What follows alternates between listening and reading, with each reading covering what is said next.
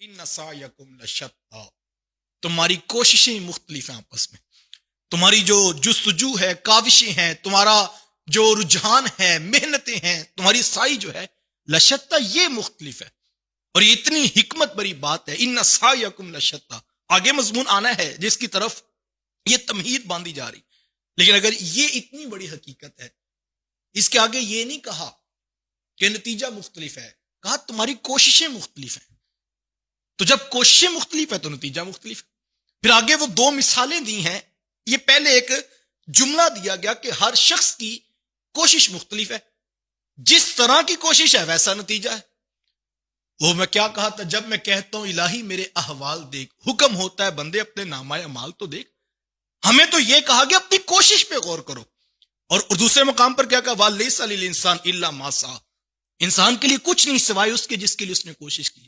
یہاں کا کوشش مختلف ہوتی ہے تو نتیجہ مختلف ہوتا۔ آگے مثال دی ہے قرآن نے ابو بکر صدیق رضی اللہ تعالیٰ عنہ کی، اور ابو جہل کو میدان میں کھڑا کیا۔ حضرت ابو بکر صدیق رضی اللہ تعالیٰ عنہ، ابو جہل جو حضور کی مخالفت کرتا تھا، ایک جنت کی راہوں پر ہے، اور اس کا ازلی جو ہے فیصلہ جنت کا کر دیا گیا، اور ایک بدبخت ہے جو جہنم کے ایندھن میں ڈالا جائے گا۔ تو پہلے کہہ دیا وجہ کیا ہے، ان سعیکم لشتی، دونوں کی کوششیں مختلف ہیں، جس طرح کی کوشش ہے نتیجہ ویسا ہے۔ ہمارا مسئلہ یہ ہے، دیکھیے یہ کوشش ہے، یہ ان پٹ ہے۔ آپ کوئی آؤٹ پٹ تبدیل کرنا چاہتے ہیں، یہ آپ کمپیوٹر کی ڈیوائس دیکھ لیں، کمپیوٹر کے اندر ان پٹ جو آپ لکھتے ہیں وہ آؤٹ پٹ وہی دکھاتا ہے آپ کو۔ آپ کی بورڈ کا استعمال دیکھ لیں، آپ اے بی سی پہ جو ہے وہ بٹن پریس کرتے ہیں تو وہاں کبھی ڈی نہیں لکھا ہوتا، اے بی سی لکھا ہوتا ہے۔ کمپیوٹر والے کہتے ہیں یہ ان پٹ ہے، جو دیں گے وہ آؤٹ پٹ پہ شو کر دے گا۔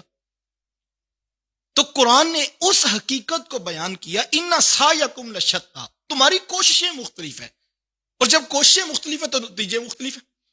ایسا نہیں ہے کہ کوئی کوشش صحیح کرتا ہے اور اللہ معاذ اللہ اس کے کوشش کے نتیجے غلط دیتا ہے، ایسا نہیں ہے، کوششیں مختلف ہیں اسی لیے لوگ مختلف ہیں، اور جس کی جیسی کوشش ہے اس کا ویسا نتیجہ ہے۔ اور آگے خوبصورت مثال کے ساتھ کہا، فَأَمَّا مَنْ أَعْطَىٰ وَاتَّقَىٰ، وہ جس نے مال عطا کیا اور ڈرتا رہا۔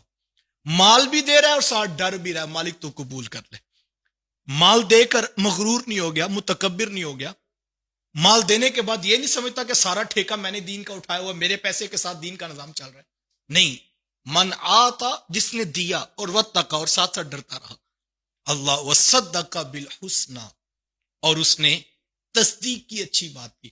الحسنى سے کیا مراد ہے؟ بعض نے کہا کہ اس سے مراد کلمہ طیبہ ہے، جس نے تصدیق کر دی لا الہ الا اللہ محمد الرسول اللہ، اس کلمے کی جس نے تائید کی، تصدیق کر دی، اس سے وہ مراد ہے کہ اس نے تصدیق کی، مال بھی خرچ کیا، اللہ سے ڈرتا بھی، اور تیسرا بس یہ ہے کہ وہ جو ہے وہ تصدیق کرتا ہے جو حضور نے کلمہ جو ہے وہ انسانوں کو دیا۔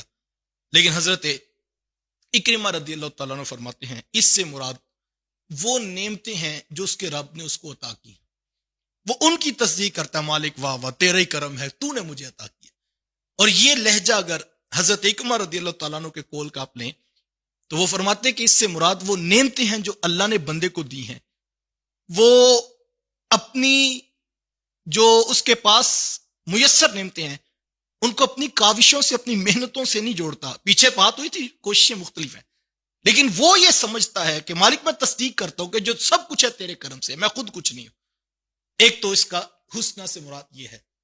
لیکن حضرت نبی رحمت صلی اللہ علیہ وسلم سے کسی صحابی نے پوچھا کہ حضور حسنہ سے کیا مراد ہے؟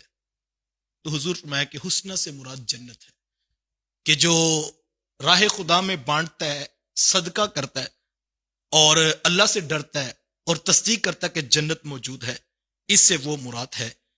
اور راہ خدا میں بانٹنا اور ڈرتے رہنا، یہ کہا کہ جنت کی تصدیق کرنے والوں کا عمل ہے، جو خرچ بھی کرتے ہیں اور ساتھ میں اللہ سے ڈرتے بھی رہتے ہیں۔